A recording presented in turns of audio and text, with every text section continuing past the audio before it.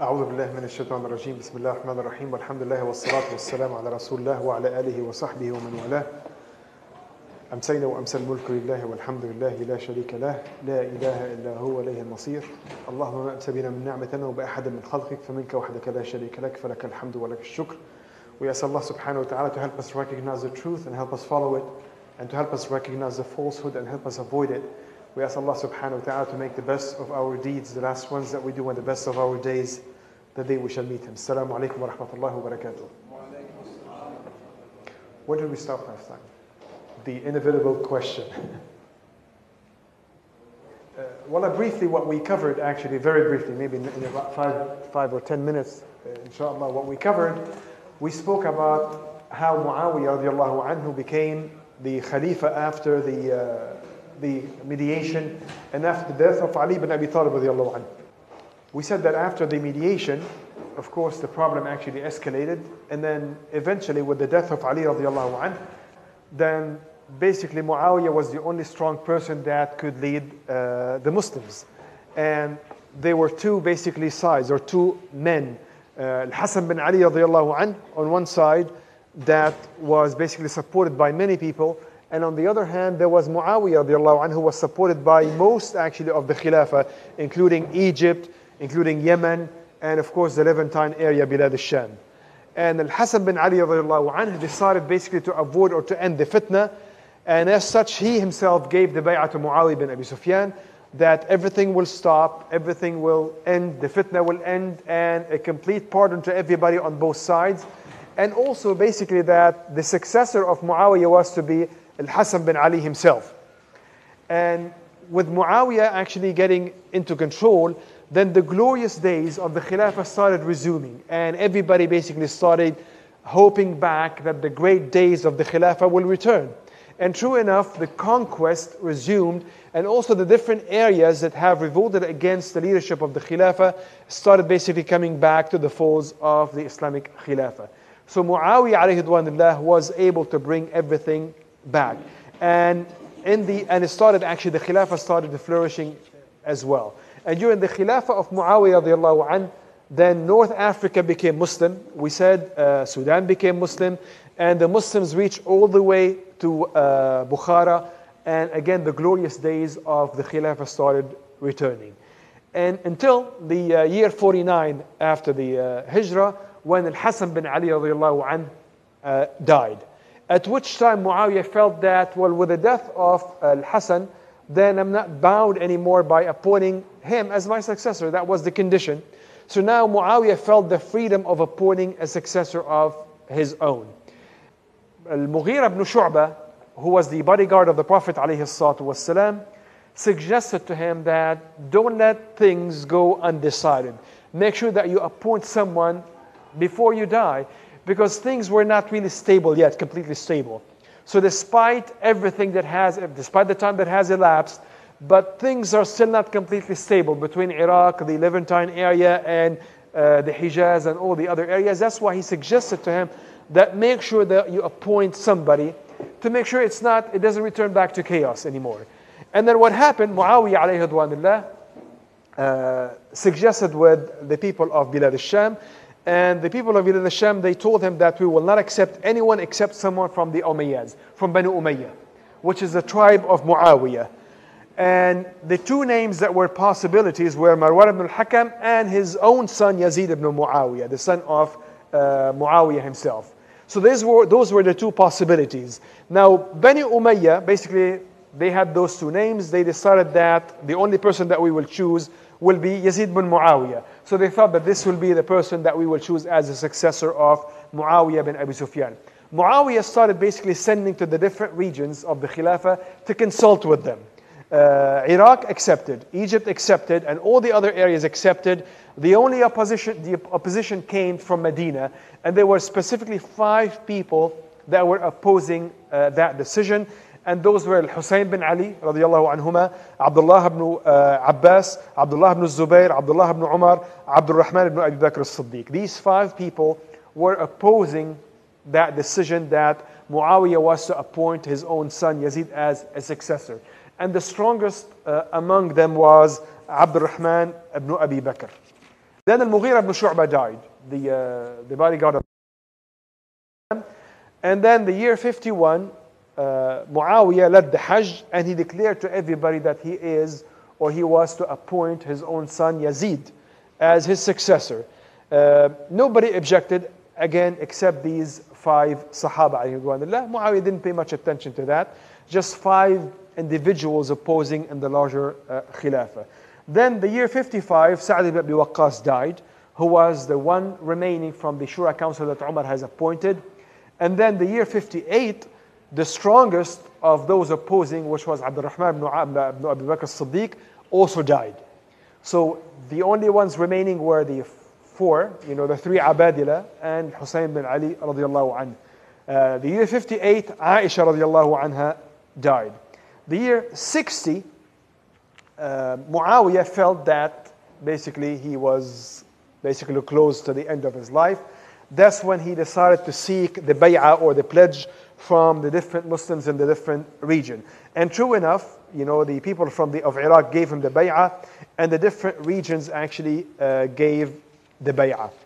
And in the year, except those 4 Sahaba alayhim ridwanillah.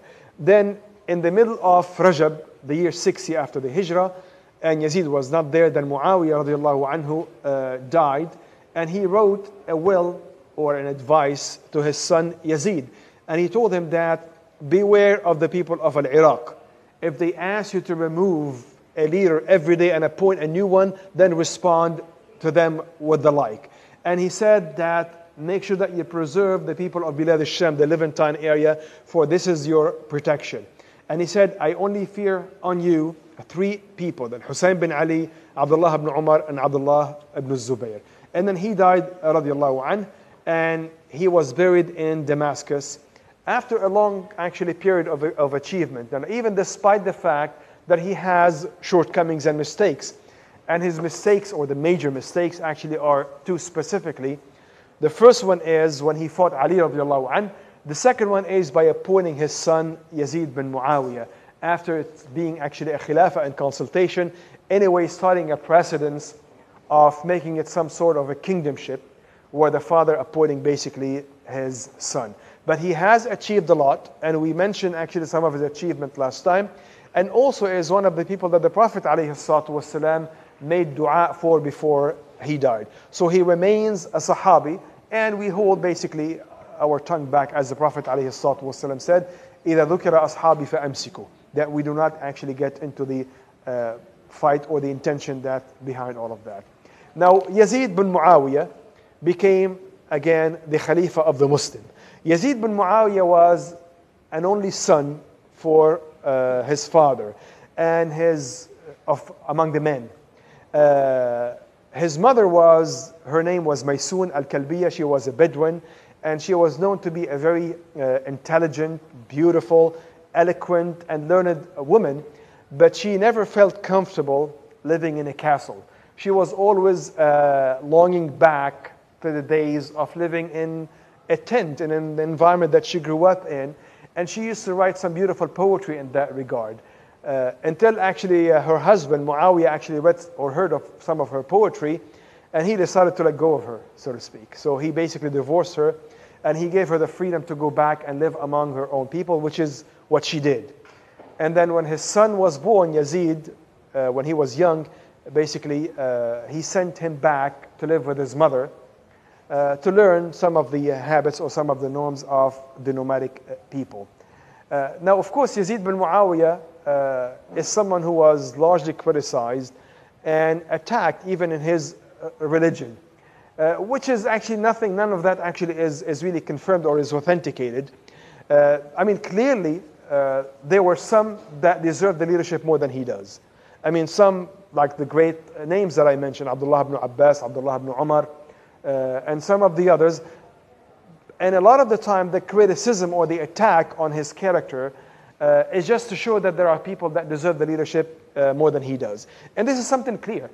But as far as all the things that were said about him, that he used to be an alcoholic, he used to be a womanizer, none of that actually is authenticated. There's a story actually mentioned by Ibn Kathir. They said that a man by the name of Abdullah ibn Muti', he went to Medina to Muhammad ibn al-Hanafiyyah.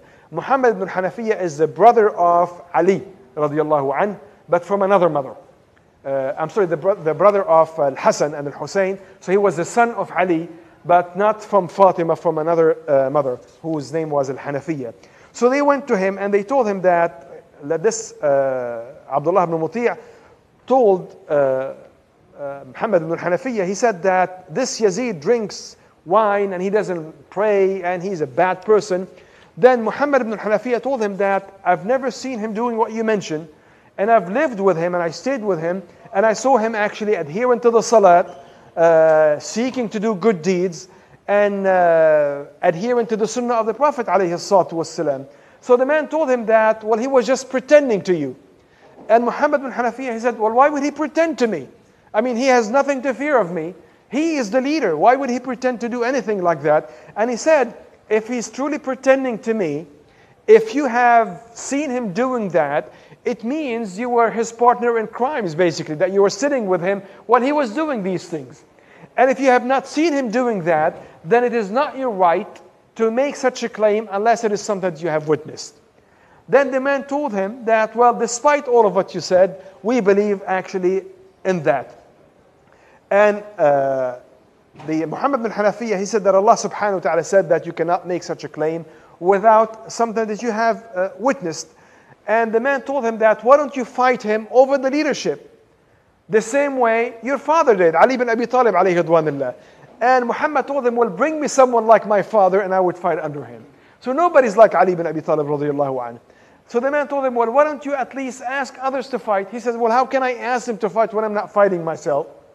He says, well, then say something. He says, I will only say to people or ask him or advise him to fear Allah subhanahu wa ta'ala and nothing more. And something similar also was stated by Abdullah ibn Abbas to indicate that he has not done actually what is claimed that he has done. That there was no proof actually for him to have done. We'll be talking more about him a little later on. So anyway, Yazid ibn Muawiyah sent to the Wali of Medina, who is Al-Walid ibn Utbah, and asked him to take the bay'ah of the 4 people that refused initially. Which were, who were they? Al-Hussein bin Ali, Abdullah ibn Abbas, Abdullah ibn Zubayr, and Abdullah ibn Umar. So the 3 Abadila, the 3 Abdullahs, so to speak, the 3 Abdullah, and Al-Hussein bin Ali. So he told them, go and then bring or take the bay'ah from them. This was to ensure that there's no room for divisions. Then Al-Hussein bin Ali radiallahu anh and Abdullah ibn Zubayr refused. And they decided to sneak out of Medina to run toward Mecca without giving the bay'ah. As they were leaving, then the other 2 Abadila were returning from Umrah, from Mecca. Abdullah ibn Umar and Abdullah ibn Abbas. And they told him, as they met him, they told him that, why don't you, so the Abdullah ibn Umar and Abdullah ibn Abbas advised Al-Hussein and Abdullah ibn Zubayr that why don't you give bay'ah to him, just to avoid any further division. You know, we're just not far from the fitna. We don't want that to happen. Why don't we just give him a bay'ah to make sure that we avoid any fitna from happening? Al-Hussein and Zubayr, and Abdullah ibn Zubayr refused. They refused that because, and their point here, the point of Al-Hussein is that he did not want it to turn into a form of kingdomship, where basically the father passed it on to his son. Al-Hussein alayhi ridwanillah then arrived Mecca. Once Al-Hussein arrived Mecca, then Iraq went again, with unstable, boiling, so to speak. By the way, we'll be talking about things about Iraq and Al-Kufa. No offense to anyone from Iraq, but that's the way it was at that time. SubhanAllah, some of the greatest scholars came out of Iraq, despite the backstabbers that we'll be talking about. Ahmad ibn Hanbal, of course, even Abu Hanifa alayhi ridwanillah, Shafi'i, all of them were from Iraq. Ibn Taymiyyah, so some greatest scholars actually came out of Iraq. But that's the way it was actually at that time. So Iraq basically went again completely unstable at that time. And they started sending hundreds of messages to Hussein bin Ali, telling him that, why don't you come over and we'll give you the bay'ah. Again, tempting him to come over to them, to go over to them, that they will be supporting him and they will take things in their own hands against Muawiyah alayhi ridwanillah. Now, what did I say? Yazid, I'm sorry, Jazakallah khair.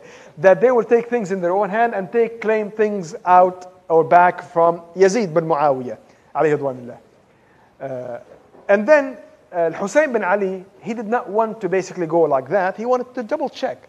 I mean, there's a lot actually at stake. So he wanted to make sure that it is safe for him to go there and go with that plan despite all the messages. So he sent Muslim bin Aqil ibn Abi Talib, who was his cousin, the son of Aqil, who was the brother of Ali radiallahu anh. So he sent him along with 2 messengers to Al-Kufa, because most of the messages came from Al-Kufa that come to us and we will support you.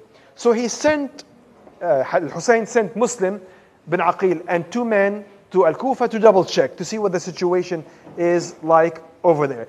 On the way, they lost their way and one of the guides died. So Muslim bin Aqil and the other guide basically survived.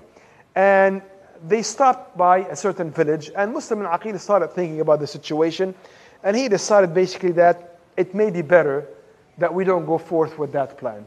So he sent a message back to Hussein, and he told him that, what if we just forget about this whole thing and then return and then give bay'ah and then avoid any bigger problem? And then Hussein told him that, basically, are you a coward? You know, what happened? Go forth with whatever we have planned. And Muslim bin Aqil basically felt embarrassed, so he decided to go forth. And he arrived to Al-Kufa, and the leader of Al-Kufa at that time was Nu'man ibn Bashir. And people told him that, well, Muslim came as a messenger from Al-Hussein. Beware, watch out. What's going to happen next? And Nu'man said, I know, so long as there's no weapons, that were used or raised, I'm going to leave it as it is. I'm not going to do anything about it.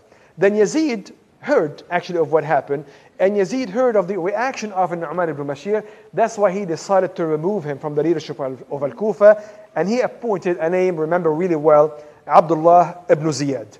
Abdullah bin Ziyad became the wali of Al-Kufa. And Abdullah bin Ziyad was a very tough person. He was the leader of Al-Basra, and with that he became the leader of Al-Basra as well as Al-Kufa. Muslim bin Aqil, he started sending messages to the different leaders of Al-Kufa. And he received back from them a commitment that we will have 12,000 soldiers ready at your disposition. 12,000 soldiers ready for you, for your leadership and the leadership of Al-Hussein bin Ali. So Muslim bin Aqil, when he heard that, then he sent a message back to Hussein bin Ali. He telling him that we have 12,000 soldiers ready. Now it is time for you to come over to us to take the leadership. Then Al-Hussein bin Ali radiallahu anh decided to go, to leave. The Sahaba alayhim ridwanillah, they started all of them came to him and they suggested to him that you should not leave. The people of Al-Kufa, they have killed their own leaders before. You should not go there. They can turn against you. They're not to be trusted. And everybody mentioned the same thing.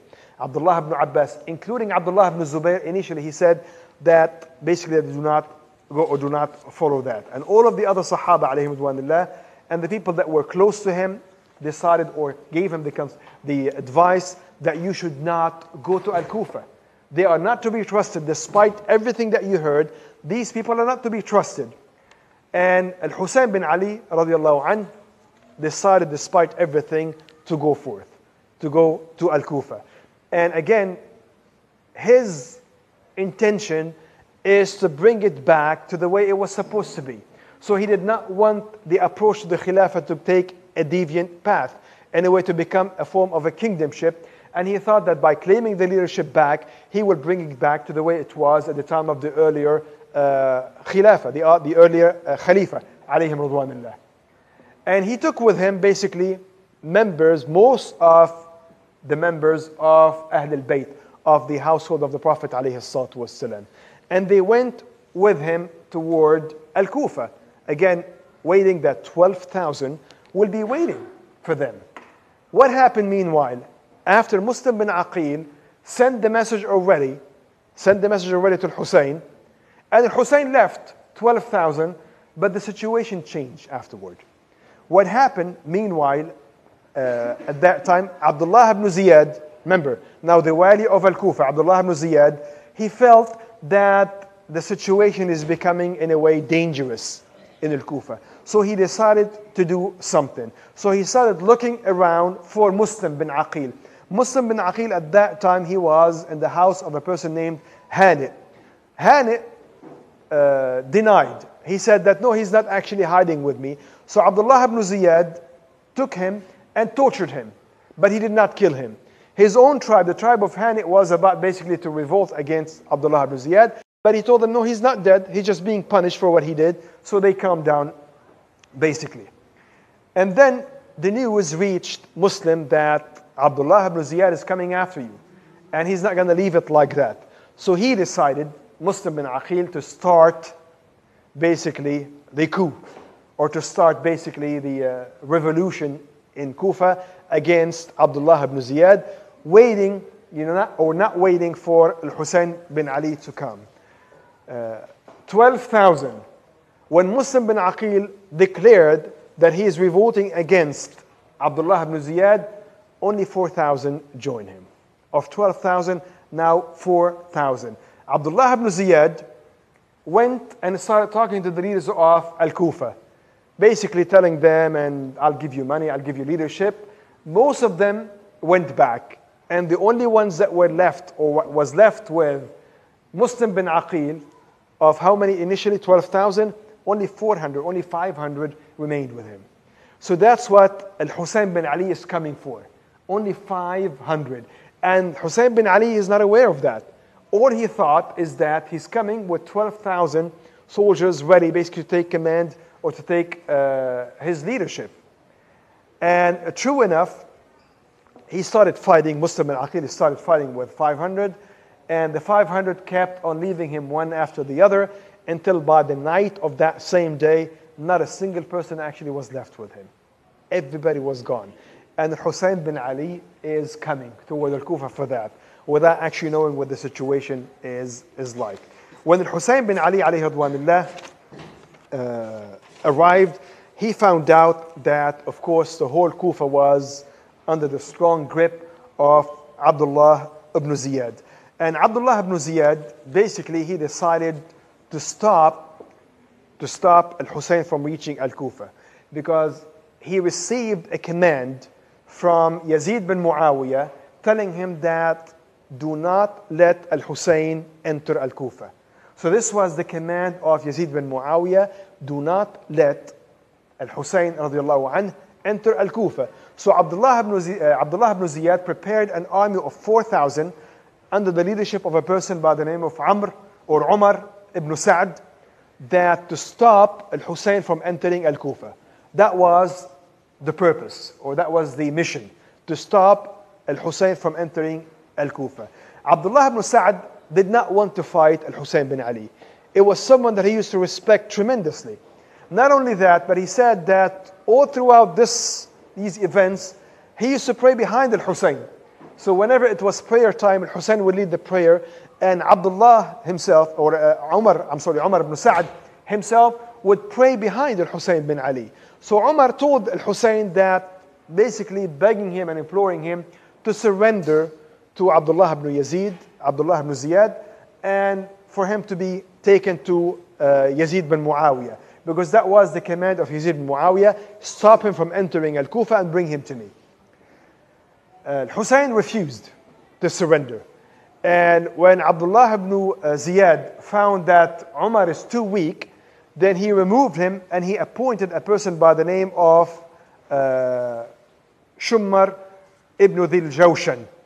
Shumar was to be the leader if Umar did not fulfill his duty, and that's exactly what happened. So Shumar took the leadership of that battalion that was fighting Al-Hussein bin Ali radiallahu anhu. Al-Hussein refused to surrender, and he fought back, and they said that 72 actually men from Ahl al-Bayt, from the family of Hussein radiallahu anhu, were killed trying to defend Hussein bin Ali. So everybody was fighting. Hussein bin Ali had like 100 and some people. He had 145, or he had 145 from his own family members, facing basically an army of 4,000. They kept on fighting to defend Al-Hussein bin Ali, but of course they could not. They could not win that. That's why 72 men were killed. They said not only that, but there was even a child, a young child, who was the nephew of Al-Hussein bin Ali. He went, a young boy basically, he went trying to defend his uncle, Al-Hussein bin Ali. And they attacked him and they cut his hand. And he was not able to defend, of course, his uncle. Then Zainab, the sister of Al-Hussein, took that child and she started making dua against him. Until basically they all attacked, whatever there was there, attacked Al-Hussein bin Ali radiallahu anh, and he kept on fighting all the way to the last breath until Shumar, the leader of that battalion, basically attacked him. He killed him and he cut his head off.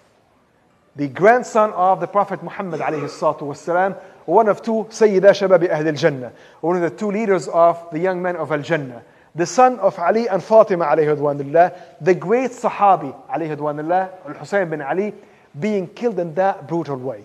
His head cut off, and the head was taken to Abdullah ibn Ziyad. Abdullah ibn Ziyad, when he looked at the head, he said, subhanallah, he was so beautiful. Because he used to look very much like the Prophet alayhi salatu wasalam. Him and his brother, Al-Hasan bin Ali radiallahu anhuma. And he started with a stick, he says, beating him on his lips. And then one of the men who was present in there, Zayd ibn al-Arqam, one of the Sahaba, alayhi ridwanullah, he said, take that stick out of those lips. For wallahi, I saw the Prophet alayhi salatu wasalam kissing them. And Abdullah ibn Ziyad, he says, if you weren't an old, insane man, I would have killed you. And with that, Al-Hussein bin Ali radiallahu anhu was killed. What happened with Yazid ibn Muawiyah? Yazid ibn Muawiyah, when he heard of what happened, he said that he cried very bitterly, sending to him that this is not what I commanded you to do. So the question that remains now is, Yazid bin Muawiyah, did he give the command to kill Al-Hussein bin Ali or not? Subhanallah, here, should we defend Yazid ibn Muawiyah? Should we love him or should we not love him? Yazid ibn Muawiyah, of course, was a leader. Like all the other leaders, that has mistakes and has achieved some good things. And we reject all the bad that he has done. But as Al-Hafidh al-Dhahabi actually stated, he said that we don't love him, we don't hate him. So we don't have to love him. This is not a Sahabi that we're talking about. So we don't love Yazid bin Muawiyah. We don't have to defend him, and we don't hate him.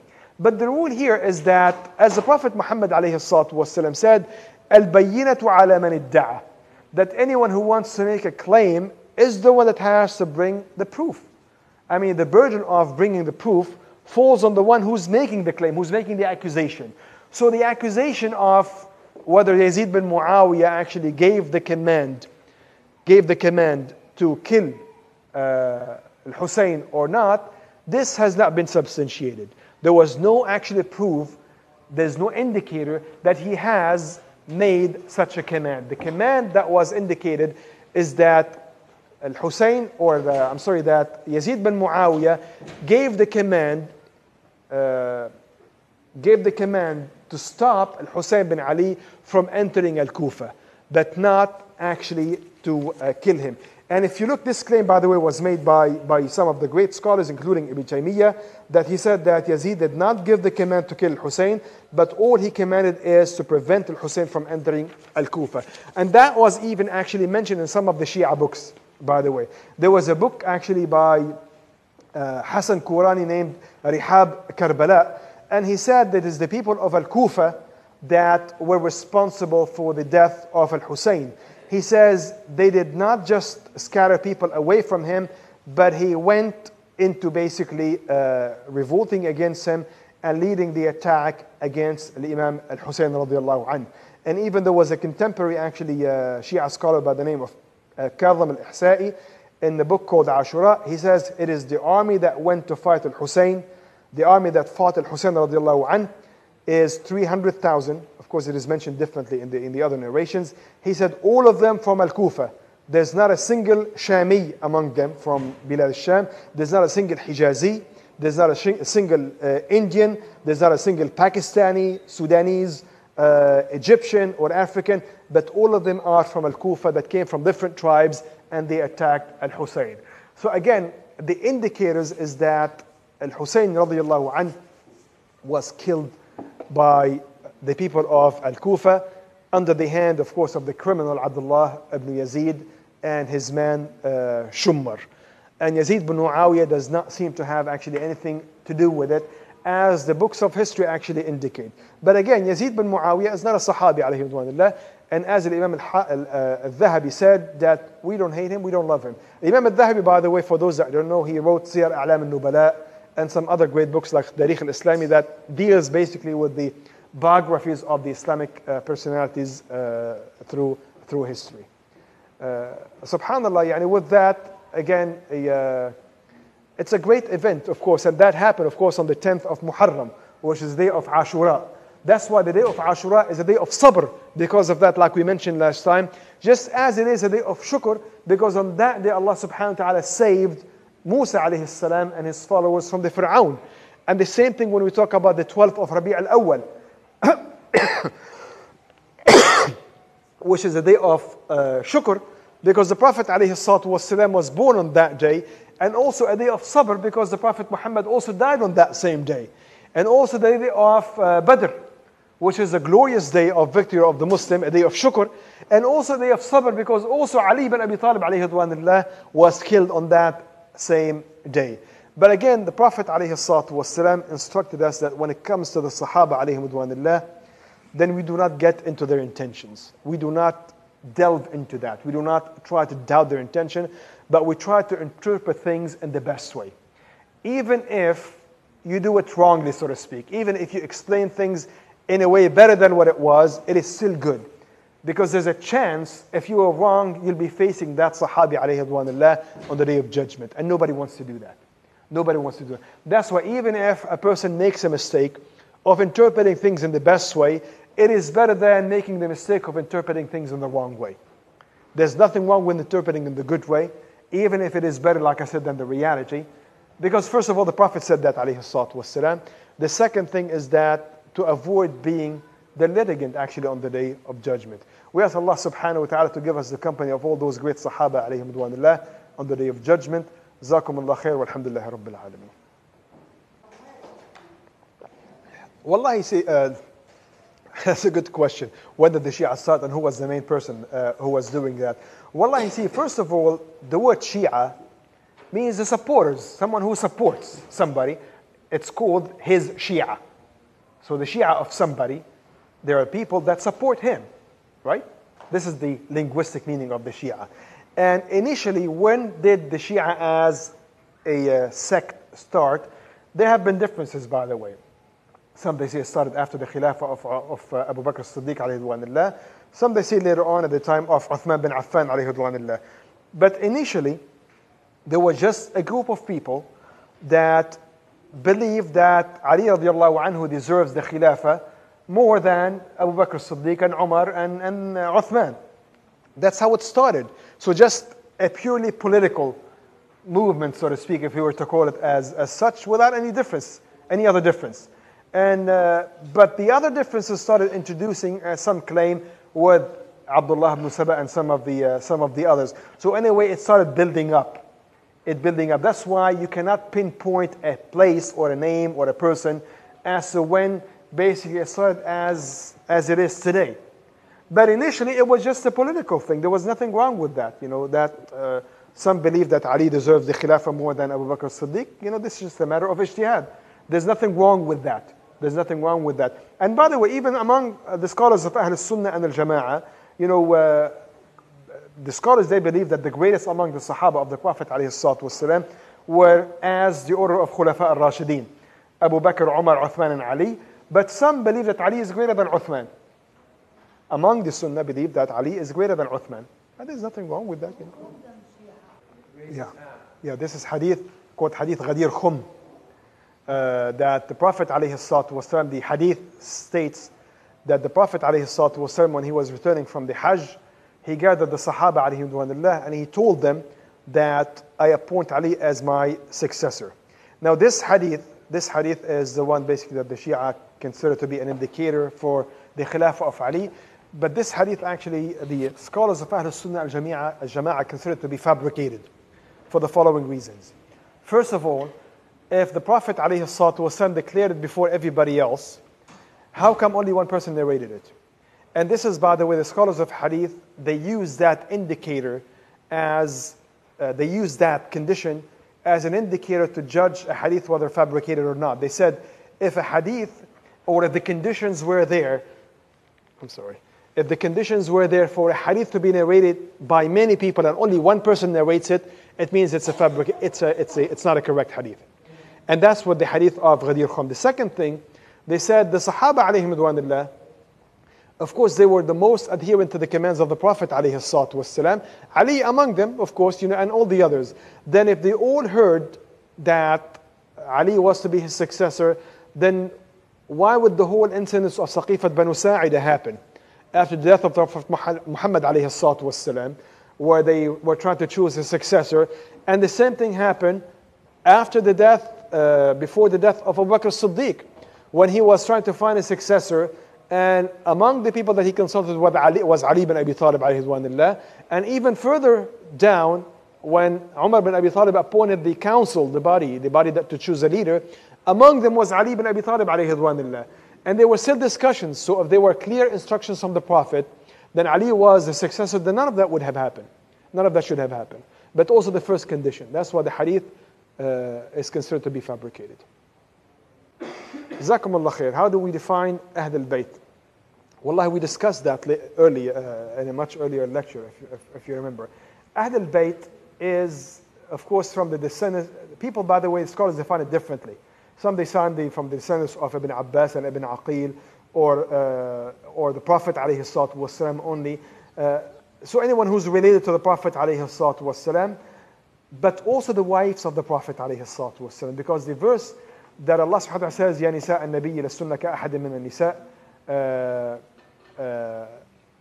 What's the verse? That Allah subhanahu wa ta'ala says further down that يريد الله أن يذهب عليكم الرجز أهل البيت. Did I say it correctly? Yeah, that Allah wants to purify you, O Ahl al-Bayt. After he mentions the wives of the Prophet alayhi salatu wasalam. That's why the wives of the Prophet are part of Ahl al-Bayt. The wives of the Prophet are part of Ahl al-Bayt. So Aisha, according to the Quran, is part of Ahl al-Bayt. And Hafsa, and Habiba, and Salama, and all the others. No, he was not a Sahabi. He was, what do we call him? He was a Tabi'i. Because his father was a Sahabi. Sahabi is someone who met with the Prophet. Yazid never met the Prophet alayhi salatu wasalam. That's why Al-Dhahabi said that we don't have to love him, we don't have to hate him. So it's not like we're defending a Sahabi, no. So if something was to be proven that Yazid has done something, or a crime or something, yeah, so what? It's not like the Sahaba alayhim. Yes. They say that some of the belief actually is attributed back to some specific personalities. But see, the way it happens, once something changes, then the change builds up. How can you trace each specific practice, or what do you trace it back to? I'm not really sure. I'm not really sure where each actually specific practice is traced back to. I'm not really sure. Jazakumullah khair. Well, Sunnah wal Jama'ah, that's a good question. This is something maybe a little, maybe not well defined, but those that agree on what is called muhkamat al-sharia, and the Prophet ﷺ said that those that follow my path and that of the Sahaba, or my Sahaba, when he mentioned that the different 70-some groups that will go to fire except one, and he said, this is the one that follows my path and that of my Sahaba. Hadith al-Rasul alayhi salatu wasalam. But here, by the way, this hadith, it doesn't mean that the rest of the 70-some are kuffar. No, the Prophet still called them his ummah. So this is still the ummah of Prophet alayhi salatu wasalam. But different groups that have maybe different kinds of, you call it deviations, or a change away from the path of the Prophet alayhi salatu wasalam and that of the Sahaba. And when the Prophet says they are in hellfire, it doesn't mean they will go eternally for that. It means just like they'll be punished. Because it's the context of punishment that the Prophet is talking about. Like when the Prophet says, basically, if a person lies or does something, he will be in fire. It doesn't mean he'll be eternally in hellfire, but they will be punished for what specific act has done.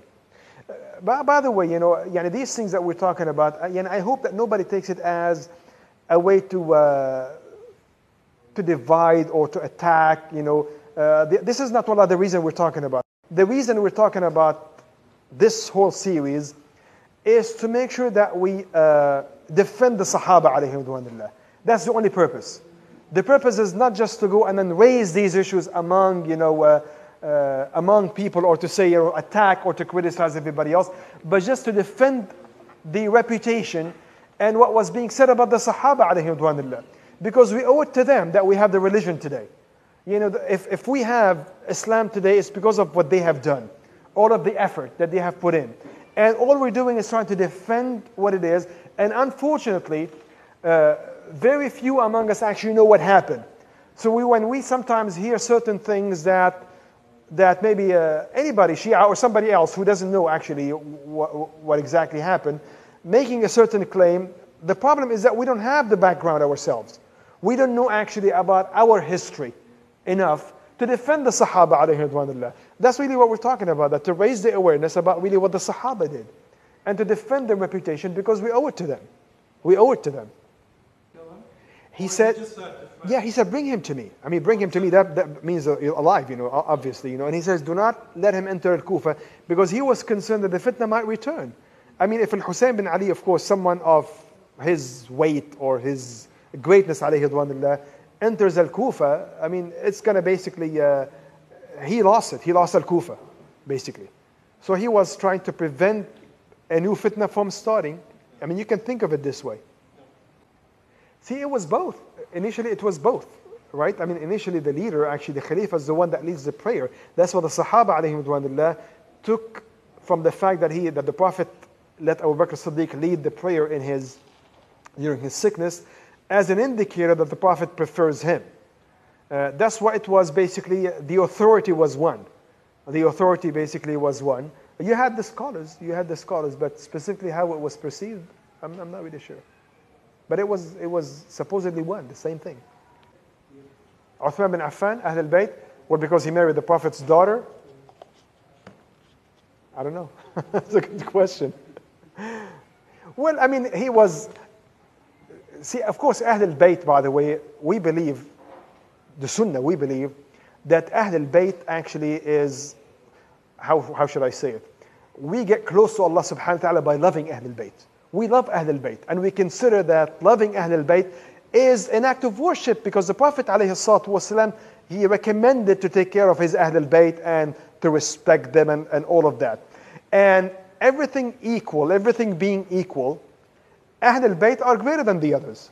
So if you have two Sahaba alayhim ridwanullah,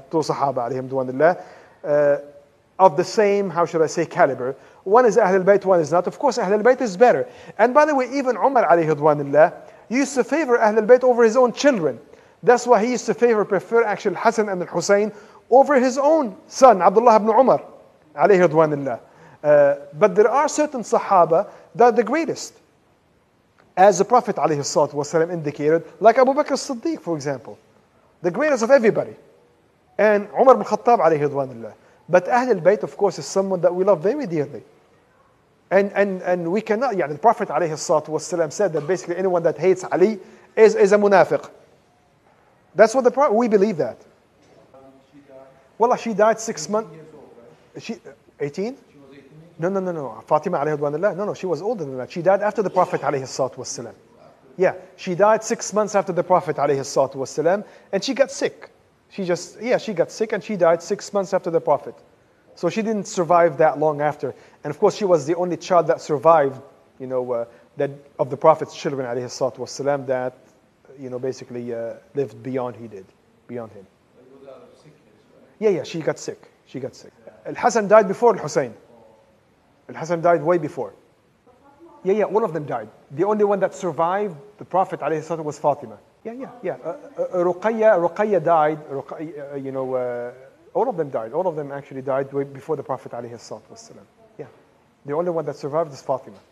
And Fatima died, lived 6 months beyond the Prophet, and then...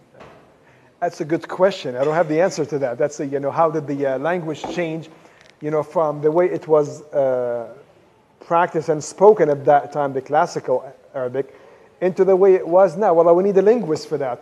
But I can tell you, not just the spoken language has changed, even the classical actually part, some of that has changed. You know, words acquire new meanings with time. You know, some of the words, give you an example here. Allah says in the Quran, السائحون والسائحات, praising the سائحون والسائحات. What does سائحون and سائحات mean today? The tourist. Now, it doesn't mean that Allah is praising tourism in the Quran, but this is the new meaning of the word. That's why the scholars of tafsir, by the way, they pay special attention to the Jahiliyyah poetry. So they go back to the way the word was used at that time. And that's why السائحون السائحات, one of the interpretations is الصائمون والصائمات. The other one is people that learn or take lessons from that which is around them. So the words change. I think the language changes with time. Yeah, subhanAllah, by the way, we see it actually in our time, right? In here. I mean, somebody may say, this is sick. It means it's nice, right? Isn't that true? Or this is crazy, means this is amazing. So languages, I think, change with time, and I think that's what happened to the Arabic language. And I can tell you the reason, or what preserved the Arabic language, is the Quran. You know, I mean, if you look at the Shakespearean English versus the, let's say, the Texan English, you know, or the Californian English, whatever, you know, it is, it's very different. It hasn't, that old English was not preserved, but the old classical Arabic was preserved. And this was due to the Quran. Because the Quran's language is preserved, it's still alive. That's why the classical Arabic language, which is, of course, the literary Arabic, did I say English?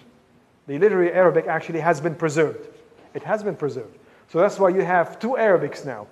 You have the spoken one, which is the common one that, you know, and then you have the classical one, which bears a, you know, it's all identical to the original one.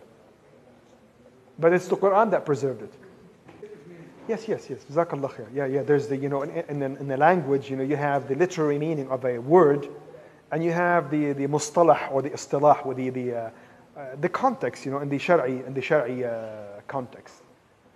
So you may talk about, for example, the word bid'ah, you know, the magical term.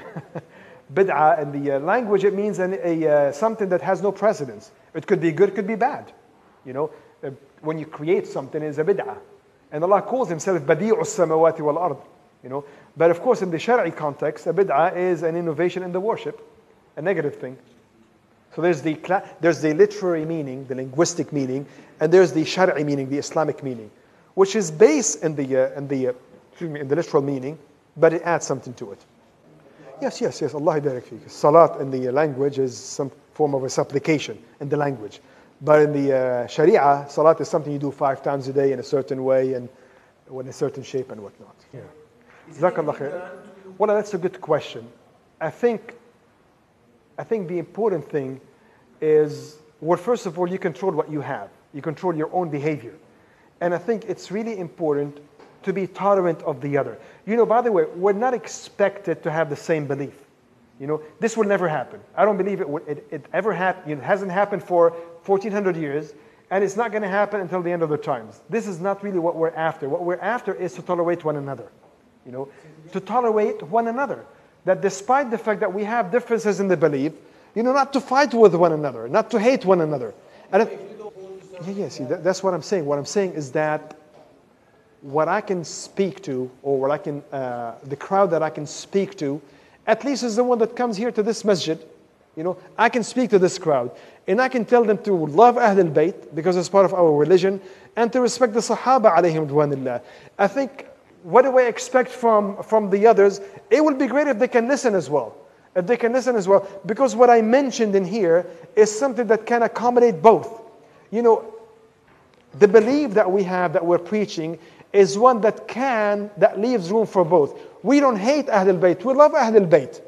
But when somebody actually attacks the Sahaba and criticizes the Sahaba, I will have some problem with that. Now, if they want to keep it to themselves, it's fine. I don't have any problem with it. But if they're going to preach it out loud, or even at least come to me and then start preaching it, I'm going to defend the Sahaba alayhi ridwanillah. Like I said, this is the right of the Sahaba upon me. And again, the point here is that people will never be the same. People will never follow one opinion, no matter what. I think people, individuals, can make their own choice, like you have. People may listen to one side and the other, and decide actually which version of the story actually is more authentic, based on the sources, and which one actually makes more sense and goes in line with the teachings of the Prophet ﷺ. But if somebody decides to do otherwise, I think all we're asking is for us to tolerate one another as people, as individuals. I don't have to adopt the other belief. I don't have to take in that belief. But what I have to do is to live with them, and to tolerate them as individuals. And that's why the oneness of opinion is something that will never be achieved. It will never be achieved. What is required is the oneness of the line, oneness of the group, so to speak. Yes. And the Quran as well. We mentioned some of the verses where Allah subhanahu wa ta'ala says, رَضِيَ اللَّهُ عَنْهُمْ وَرَضُوا عَنْهُ. لَقَدْ رَضِيَ اللَّهُ عَنَ الَّذِينَ يُبَيِّعُونَ. That Allah was pleased with those that give you the pledge under the tree. The rida, or the pleasure of Allah subhanahu wa ta'ala, is not something that will be abrogated. It's not something that will be cancelled. Because if it was the case, it means as if, حاشا Allah subhanahu wa ta'ala, as if Allah subhanahu wa ta'ala didn't know enough. So He was pleased with them today and He changed it yet tomorrow. That's why this is something that will never be abrogated. But if a person still decides to follow a different opinion, it's their choice. I can't impose that on them. I can't impose on them, I would live with them, my brothers, I would deal with them, as much as I can, yes. طيب خير إن شاء الله. Wallah, I'm sorry, we have to go somewhere else. جزاكم الله خير. سبحانك اللهم بحمدك نشهد أن لا إله إلا أنت نستغفرك ونتوب إليك. أعوذ بالله من الشيطان الرجيم. بسم الله الرحمن الرحيم. والعصر إن الإنسان لفي خسر إلا الذين آمنوا وعملوا الصالحات وتواصوا بالحق وتواصوا بالصبر.